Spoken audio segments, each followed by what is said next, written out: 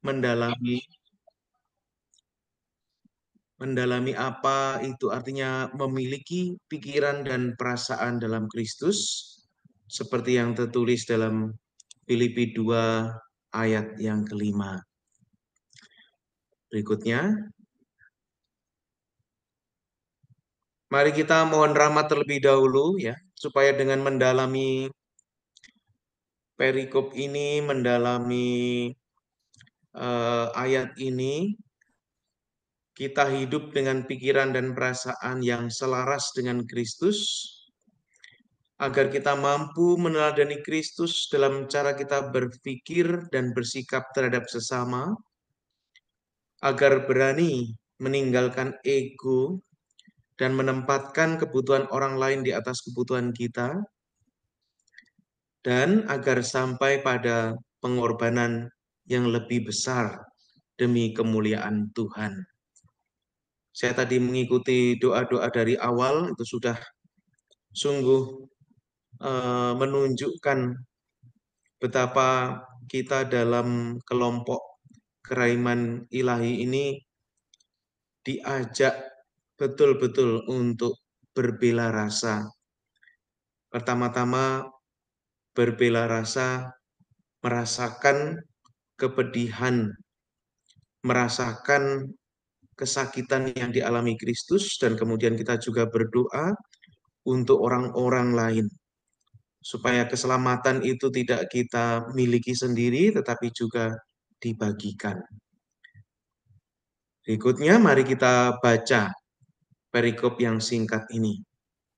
Filipi 2 ayat 5 sampai 11. Hendaklah kamu dalam hidupmu bersama menaruh pikiran dan perasaan yang terdapat juga dalam Kristus Yesus, yang walaupun dalam rupa Allah tidak menganggap kesetaraan dengan Allah itu sebagai milik yang harus dipertahankan, melainkan telah mengosongkan dirinya sendiri dan mengambil rupa seorang hamba dan menjadi sama dengan manusia. Dan dalam keadaan sebagai manusia, ia telah merendahkan dirinya dan taat sampai mati, bahkan sampai mati di kayu salib. Itulah sebabnya Allah sangat meninggikan dia dan mengaruniakan kepadanya nama di atas segala nama, supaya dalam nama Yesus bertekuk lutut segala yang ada di langit dan yang ada di atas bumi dan yang ada di bawah bumi, dan segala lidah mengaku Yesus Kristus adalah Tuhan, bagi kemuliaan Allah Bapa. Demikianlah sabda Tuhan. Terpujilah Kristus. Saudara-saudari yang terkasih, ya, apa itu artinya pikiran Kristus ya? Kalau kita terlebih dahulu diajak untuk memahami, maka ini adalah merujuk pada cara berpikir, sikap yang sama seperti yang dimiliki oleh Yesus, yang sungguh-sungguh fokusnya pada kebenaran, kasih, dan kebaikan, sampai pada derita di kayu salib. Kita kan banyak perenungan-perenungan tentang sengsara Kristus. Ketika dalam keadaan menderita dan dihujat pun, apakah ada suatu reaksi, suatu perasaan dendam, perasaan marah pada orang-orang yang menyiksa, menghujat, nyinyir kepada Kristus? Sama sekali kita tidak mendapati itu. Jadi betul-betul seluruh pikirannya itu terfokus pada kebenaran, kasih, dan kebaikan. Lalu untuk perasaan Kristus sendiri, ini menggambarkan hati, emosi yang sejalan dengan hati Kristus, yaitu penuh dengan kasih, empati, dan sukacita. Empati ini maknanya dalam ya, jadi lebih dalam daripada simpati. Kalau simpati itu saya bersama-sama merasakan. Tapi kalau Empati itu kalau dalam bahasa Inggrisnya in, M itu in. Saya masuk ke dalam hati. Artinya sungguh-sungguh kalau orang itu sedang menderita, saya pun masuk ke dalam hatinya. Empati inilah yang membuat Yesus mudah untuk tergerak oleh belas kasihan. Dan saudara-saudari, kalau misalnya bertemu dengan perikop yang mengatakan atau setidaknya mencatat, tergeraklah hati Yesus oleh belas kasih. Ini sebenarnya penghalusan bahasa. Mengapa demikian? Karena arti sesungguhnya bukan tergerak oleh belas kasihan loh. Tetapi apa? Jeroannya Yesus itu seperti dikoyak, disayat, dan dicapik-capik. Ya. Jadi kalau kita membacanya dalam bahasa Indonesia, tergeraklah hatinya oleh belas kasihan, yang dialami Yesus adalah jauh lebih sakit daripada itu. Ya. Karena seluruh dalam dalam dada, dalam perutnya itu seperti dikoyak, dicapik, disayat-sayat begitu. Itu dari makna aslinya. Monggo selanjutnya. Nah, bagaimana Kristus menampilkan pikiran dan perasaan yang sempurna? Yesus Kristus sebagai anak Allah yang sempurna memiliki pikiran dan perasaan yang sempurna. Ia menunjukkan kasih yang tidak mementingkan diri sendiri, selalu mengutamakan kebutuhan orang lain, dan menunjukkan empati yang mendalam. Ia tetap tenang dan sabar dalam menghadapi berbagai cobaan, menunjukkan kendali diri dan kasih karunia yang luar biasa. Ia menunjukkan kerendahan hati, tidak pernah meninggikan diri sendiri atau mencari pujian. Pokoknya bagi Yesus itu yang utama adalah membawa kehendak Allah kepada umat manusia. Tidak ada yang namanya demi popularitas pribadi, tidak ada yang namanya demi keuntungan pribadi. Karena semata-mata visi misi kehadiran Yesus adalah mewartakan kerajaan Allah di tengah-tengah manusia. Berikutnya,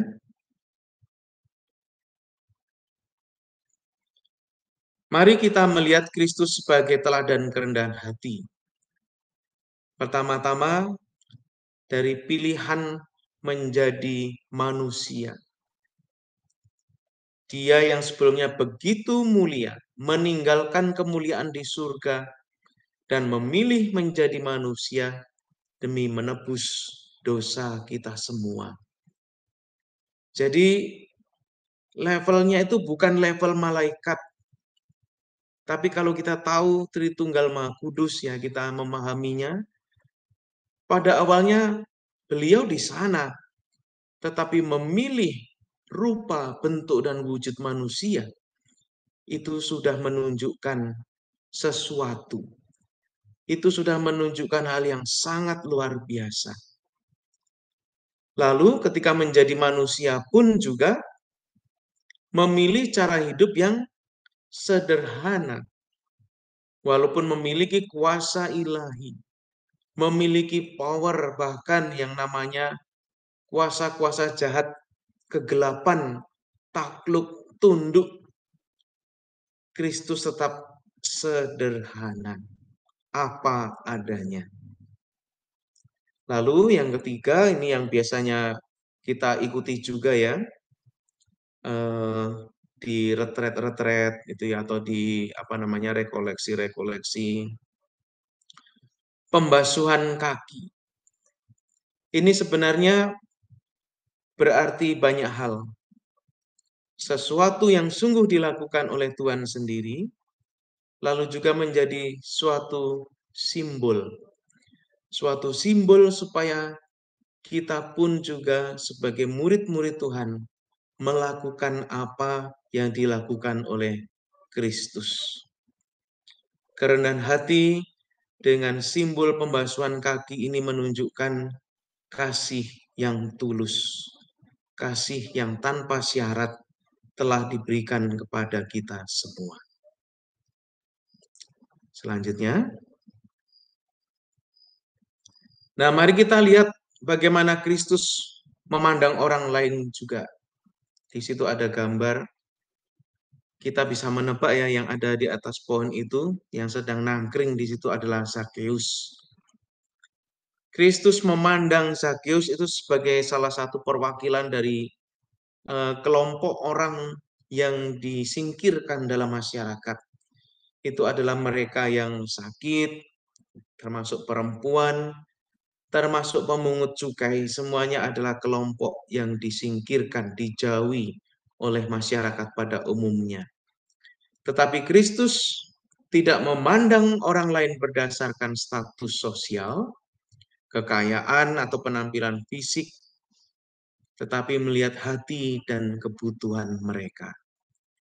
Mari kita ingat sedikit ya, ketika Kristus memandang Zakeus,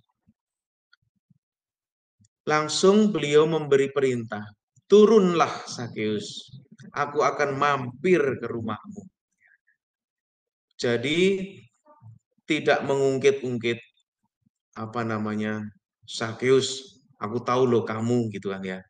Enggak perlu, tapi langsung melihat hati Zakeus itu. Langsung menyapa, kemudian mengajak turun, dan memberikan suatu hal yang tak terduga, bahwa ia akan mampir ke rumahnya. Di sini Kristus itu melihat hati itu jauh ke dalam gitu ya.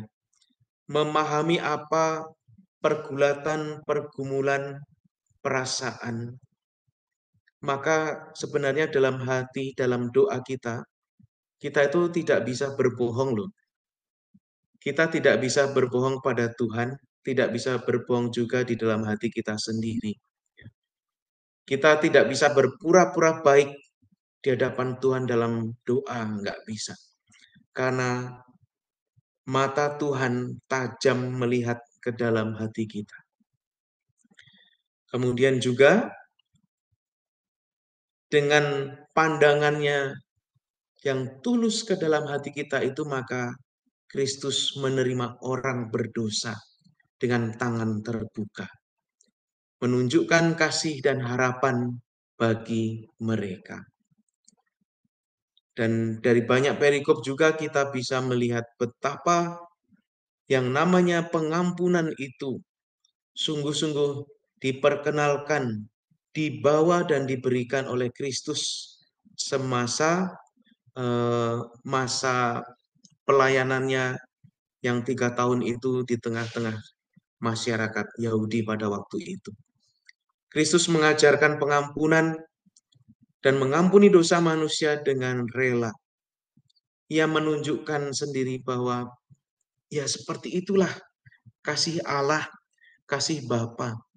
Sungguh tiada batasnya bagi kita semua yang dengan sungguh-sungguh, dengan tulus memohon belas kasih kepadanya. Selanjutnya,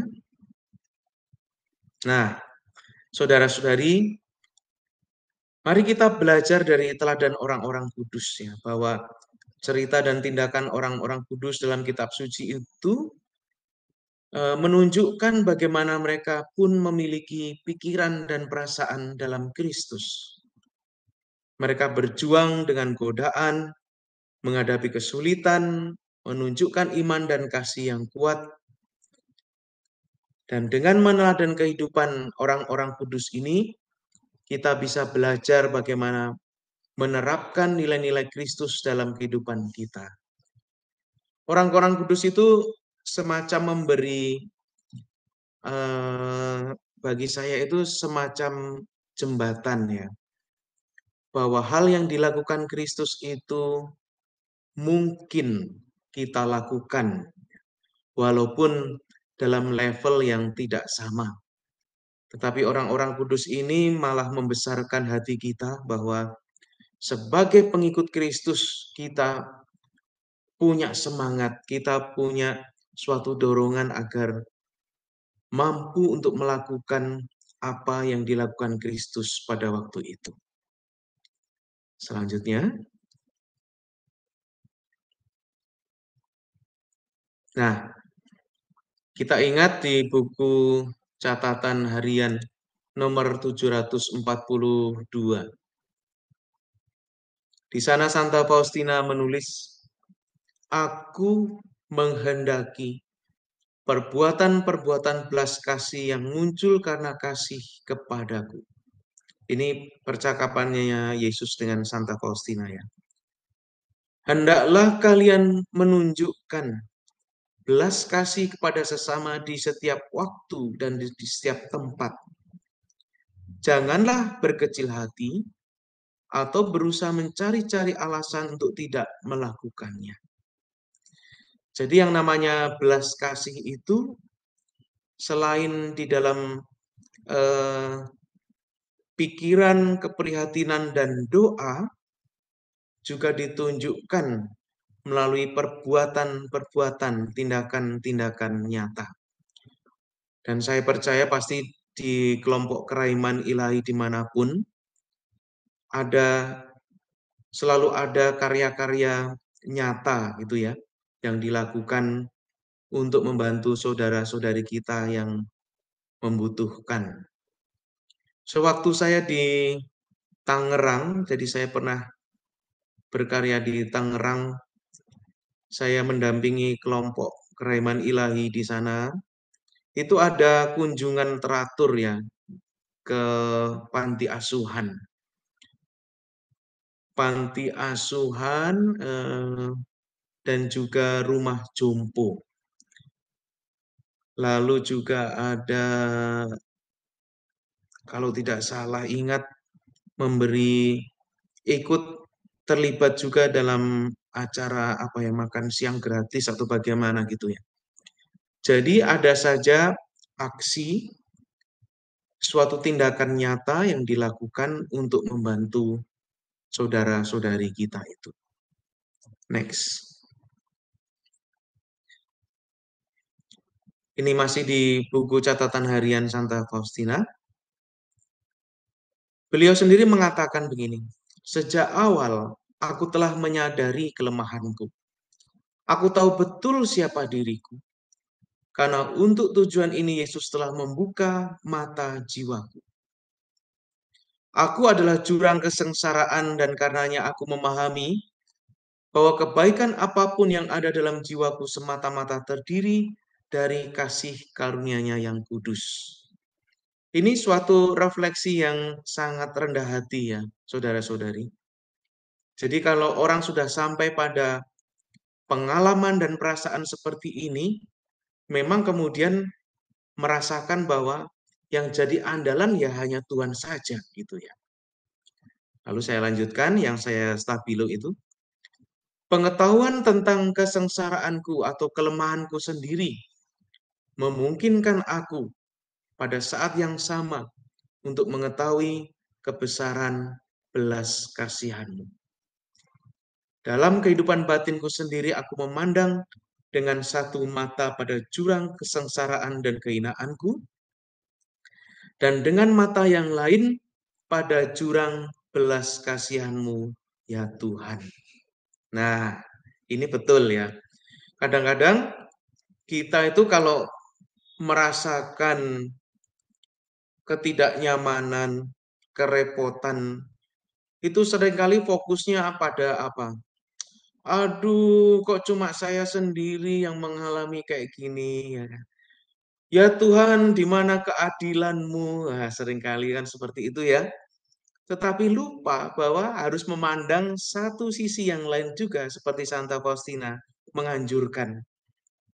Jangan hanya fokus pada sakitnya, tapi lihat di sana itu, tangan Tuhan itu sudah terulur pada kita. Nah, kalau pandangan kita itu balance, pandangan kita itu seimbang, nah kita akan jauh lebih kuat lagi dalam menjalani hidup ini. Gitu. Next. Ini masih lanjutnya ya. dari buku catatan harian nomor 30. Karena ingin mengenal dan memahami Tuhan lebih dalam, Santa Faustina sering merenungkan Tritunggal Maha Kudus. Wah, ini adalah inti dari iman kita yang tidak mudah untuk dipahami secara akal budi.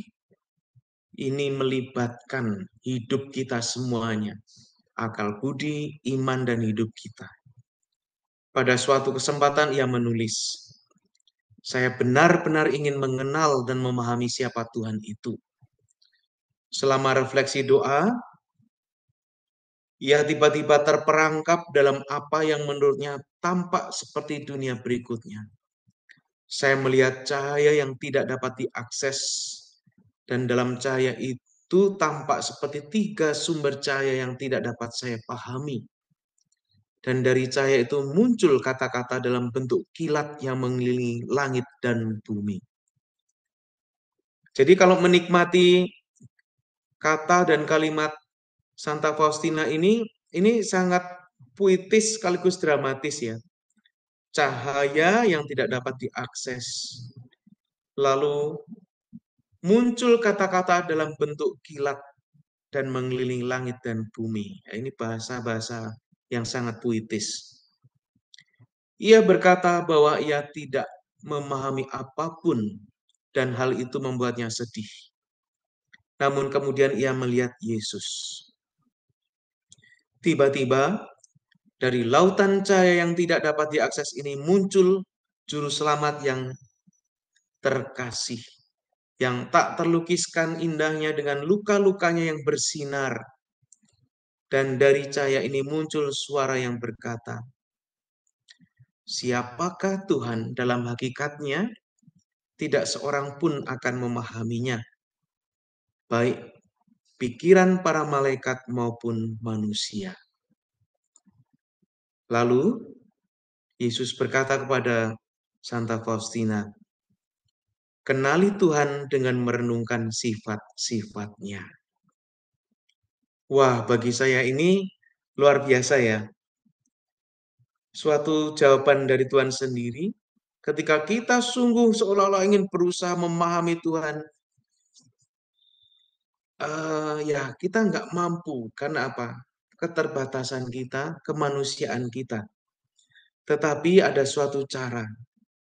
Kita diajak untuk mengenali Tuhan dengan merenungkan sifat-sifatnya. Sifat seperti apa? Ya, seperti dalam pengantar tadi saya sampaikan. Mengenakan pikiran dan perasaan Kristus. Merasakan bahwa seluruh hidup dan perjuangannya itu sungguh-sungguh berorientasi hanya pada kasih kebenaran dari Tuhan semata. Next. Ini masih di buku catatan harian Santa Faustina. Kita tahu bahwa Yesus datang ke dunia bukan untuk dilayani, melainkan, ini yang luar biasa, untuk melayani kita.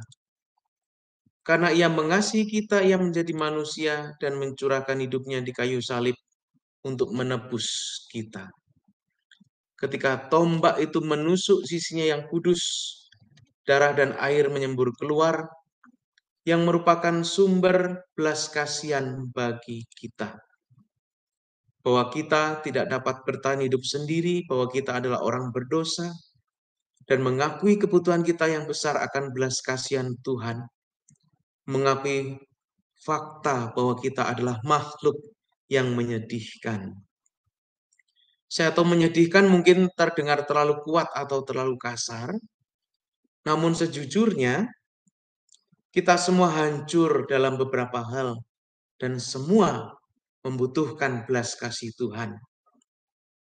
Dan ini yang dicatat oleh Santa Faustina.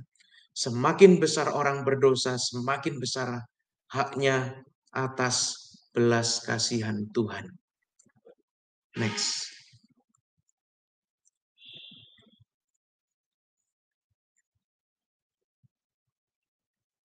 Nah, ini Paus Paulus ke-6 berbicara tentang belas kasih Tuhan. dan kehancuran serta kesengsaraan kita. Paulus 6 mengawali dengan menyatakan bahwa spiritualitasnya menyerupai spiritualitas Santo Agustinus, ya. Bahwa selalu ada pergumulan batin yang terjadi dalam dirinya, seperti yang terjadi dalam diri kita masing-masing. Pergumulan itu terjadi antara kelemahan dalam diri kita. Ini Santa Faustina menyebutnya kesengsaraan atau kehancuran. Dan ini disebut miseria. Dan di sisi lain ada kasih Tuhan yang mencari kita untuk menutupi kesengsaraan yang dialami setiap orang. Paus mengatakan pertemuan antara keduanya adalah misericordia atau belas kasih.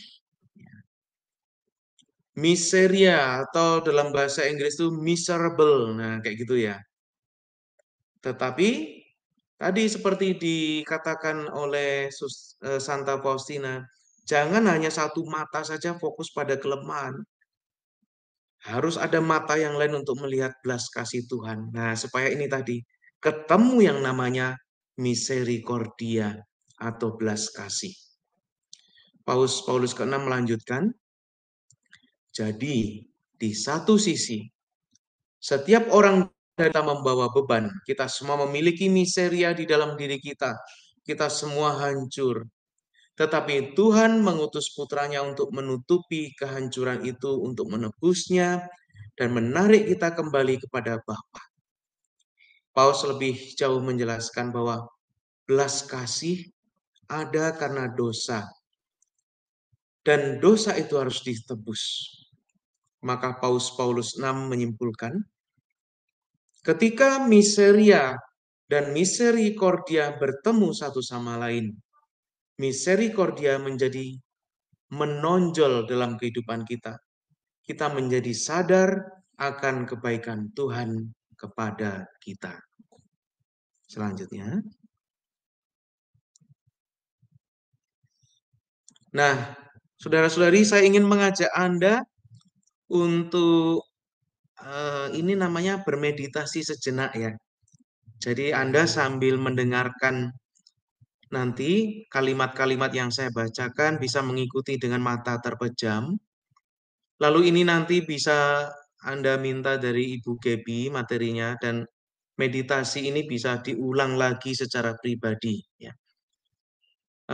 Karena ini pertemuan Zoom ya tidak mungkin lama, maka saya akan ya kurang lebih 5 menit begitu saja.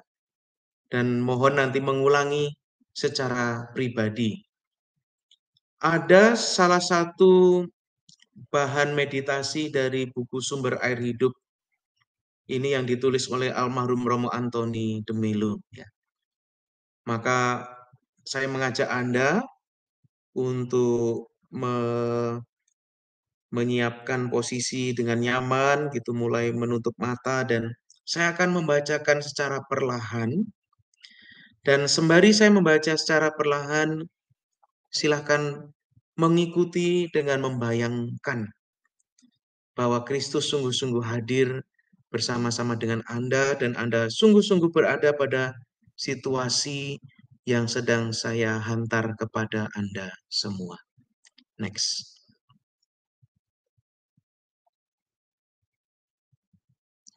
Ya, next. Ya, silakan memejamkan mata.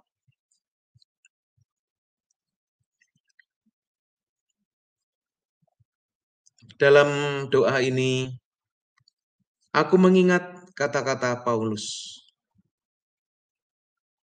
Hendaklah kamu mengenakan pemikiran yang ada pada Yesus Kristus. Kuminta kepada Tuhan untuk memberikan hatinya kepadaku.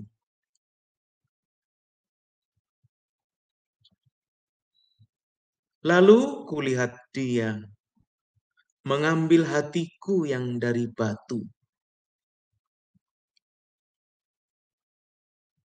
menggantinya dengan hati dari daging.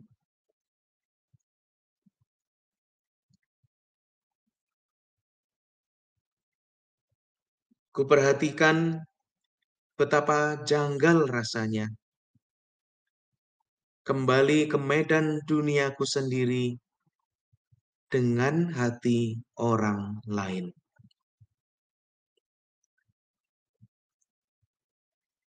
Kurasa di dalam hati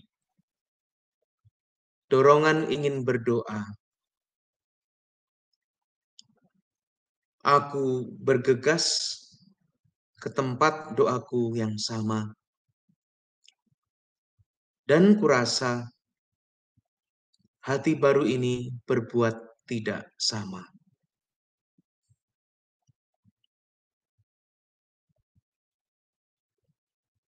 Next.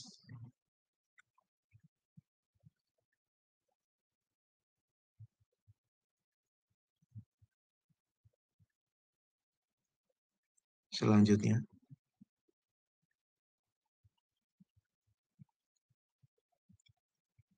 Aku berjalan sepanjang jalan. Luapan orang berjejalan. Orang banyak biasa seperti di mana-mana. Dan ketika kulihat mereka, keheran-heranan. Rasanya menjadi aneh sekali pada hari ini. Melihat mereka, aku tergerak oleh pikiran dan perasaan jauh berbeda dari yang biasa selama ini.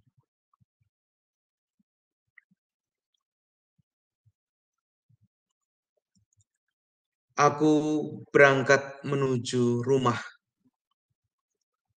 pulang. Dan sambil berjalan, kuamati pepohonan dan burung-burung, awan dan hewan dan segala ciptaan alam dengan pandangan lain, berbeda.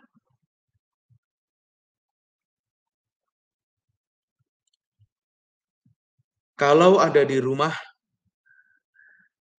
bila sedang bekerja, kulihat orang yang tidak berkenan, ternyata reaksiku berlainan. Hal yang sama terjadi pula dengan mereka yang dulu kurasa tak ada hubungan apa-apa.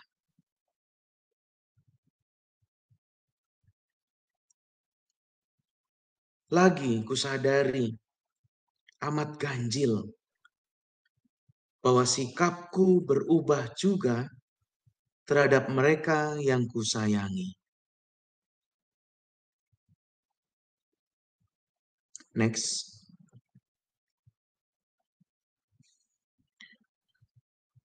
Kusaksikan dengan hati baru ini, aku kuat menghadapi situasi yang dulu sengaja kuhindari. Ada waktu-waktu hatiku haru, luluh karena iba. Ada kalanya hati menyala karena murka. Hati baru membuat aku tak terikat. Aku memang belum selesai menguraikan semua tali, tetapi menggenggam aku sudah tidak lagi. Aku bebas, bisa melepas. Ku coba-coba dengan gembira itu dan ini. Lalu, tak terduga-duga, aku masuk situasi yang membawa kesulitan bagiku. Aku terlibat dalam soal-soal yang mengakhiri keinginanku cari senang. Aku mengatakan sesuatu yang ditentang. Next.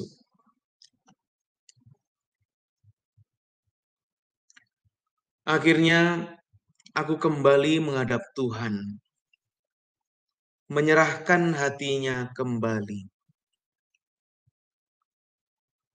Memang hebat dilengkapi dengan hati Kristus sendiri. Tetapi aku tahu aku belum siap untuk itu. Aku masih perlu sedikit perlindungan bagi diriku. Namun, bahkan kembali membawa hatiku miskin, aku tahu bahwa aku akan jadi pribadi lain.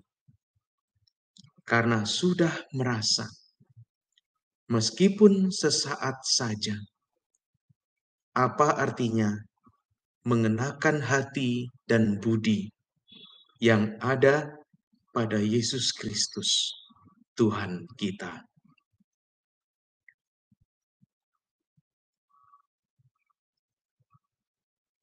Kemuliaan kepada Bapa dan Putra dan Roh Kudus, seperti pada permulaan, sekarang, selalu dan sepanjang segala abad. Amin. Saudara-saudari yang terkasih, ini bisa diulang lagi ya.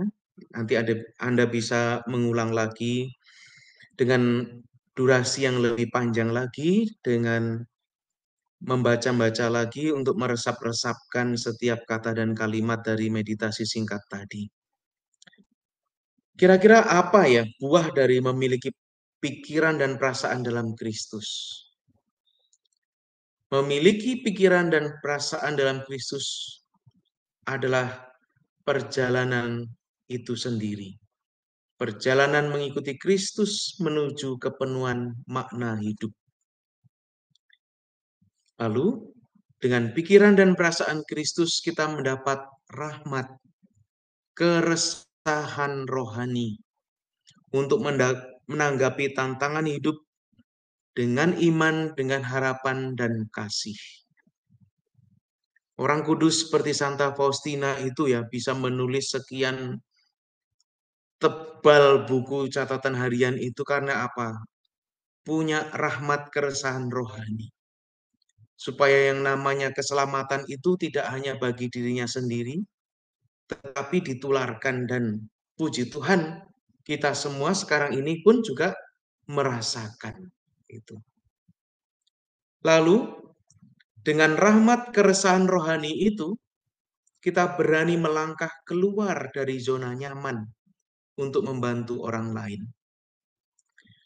Bunda Teresa sering berkata bahwa cinta sejati membutuhkan pengorbanan. Saudara-saudari yang terkasih, saya rasa cukup demikian renungan dari saya. Anda bisa membaca lagi dari PowerPoint, nanti bisa minta ke Bu Gebi ya. Semoga ini membantu kita semua dan semoga Tuhan memberkati kita semua. Amin. Amin. Terima kasih Romo atas renungan yang sangat menyentuh dan menyegarkan iman kita sore hari ini. Sebelum mengakhiri doa kami hari ini, kami mohon kiranya Romo menutup dengan doa berkat sekaligus memberkati kita semua. Silakan Romo. Dalam nama Bapa dan Putra dan Roh Kudus. Ya Tuhan, kami bersyukur kepadamu atas waktu dan perjumpaan yang Kau berikan kepada kami semua. Perjumpaan secara daring ini, secara online ini, menjadi kesempatan kami untuk berjumpa satu sama lain, meneguhkan, menguatkan, dan semakin menyebarkan nilai-nilai keutamaan dari Santa Faustina, Rasul Kerahiman dan belas kasih.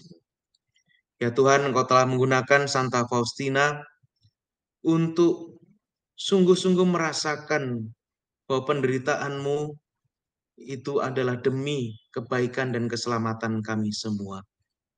Maka semoga dengan nilai-nilai yang kami hayati, yang kami terapkan dalam hidup kami, seluruh keutamaan yang diteladankan oleh Santa Faustina pada kami kami boleh menggunakannya untuk semakin setia mengikuti Yesus Kristus Putramu. Kami berdoa untuk keluarga kami masing-masing, untuk pasangan, untuk anak, cucu, dan menantu, untuk kesehatan, untuk rezeki, untuk pekerjaan, dan segala sesuatu yang melengkapi perjalanan hidup kami di dunia ini. Semoga menjadi berkat bukan hanya bagi kami sendiri, tetapi bagi mereka yang kami layani dan yang kami bantu.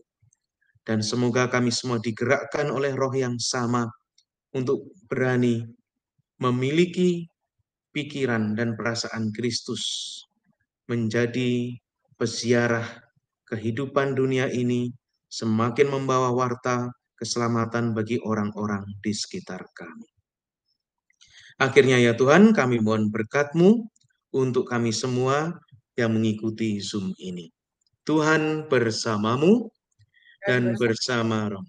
Semoga kita semua dan mereka yang kita cintai, seluruh niat usaha kehendak baik kita, memuji memuliakan Tuhan dalam hidup sehari-hari, dibimbing, dilindungi, diberkati Allah yang Maha Kuasa, Bapa dan Putra dan Roh Kudus. Amin. Sebelum lagu penutup, kami persilakan kepada Bu Susi untuk memberikan pengumuman. Silakan Bu Susi. Baik, Bu. Bapak Ibu, mohon waktunya sebentar untuk mendengarkan beberapa pengumuman sebagai berikut. Kami mengucapkan terima kasih kepada Romo Benediktus Cahyo Kristanto, SJ, yang telah bersedia mendampingi kami sore hari ini membawakan renungan yang menyegarkan iman kami, para devosan kerahiman ilahi. Selamat datang, selamat bergabung bagi para devosan yang baru pertama kali bergabung dalam devosi kerahiman ilahi, Paroki Santo Yakobus Surabaya. Semoga selalu setia hadir dan berdoa bersama kami setiap hari Selasa dan Kamis, pukul 14:25 WIB. Terima kasih kepada teman-teman tim PDKI Makassar yang sudah melayani devosi kerahiman ilahi pada sore hari ini, sehingga semua terselenggara dengan lancar dan baik. Pertemuan berikutnya adalah hari Selasa tanggal 26 November. Kami akan didampingi oleh Romo Antonius Haryanto dengan tema Mengapa kita berdevosi kerahiman ilahi. Tim doa kerahiman ilahi Paroki Santo Yakobus Surabaya menerima ujud-ujud doa bagi yang sakit, meninggal dunia, dan lain-lain. Bisa menghubungi Ibu Mahendra dengan nomor WA 0813449191. Bagi Bapak Ibu yang berkenan memberikan persembahan kasih untuk kegiatan Zoom ini, bisa transfer ke rekening Bapak Wibowo Handoyo dengan nomor 862012228 dengan menambahkan angka 2 di belakang nominalnya. Salam kerahiman ilahi, Tuhan Yesus memberkati kita semua. Amin. Amin. Kita tutup dengan lagu penutup. Yesus kau andalanku, Yesus kau andalanku,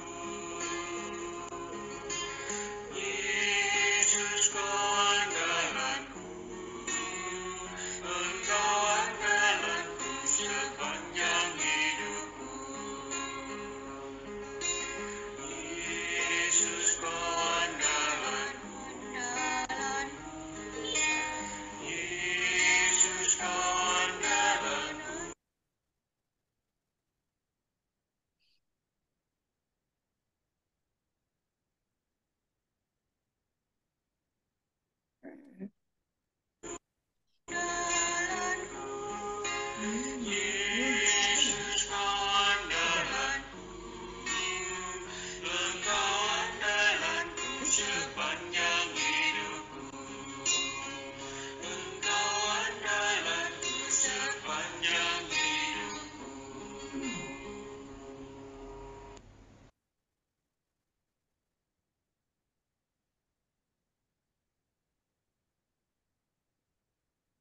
Salam kerahiman.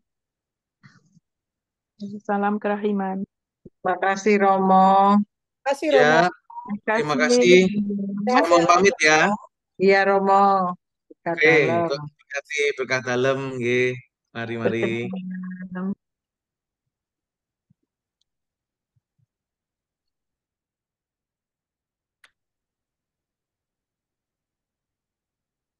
Kasih Bu Gebi. Iya sama-sama. Bu Naning. Terima kasih Bu Gebi. Bu Gebi Iya, jangan lupa ya iya, materi Romo iya. di Nanti di saja. upload di YouTube, Bu. Hah? Nanti di upload di YouTube.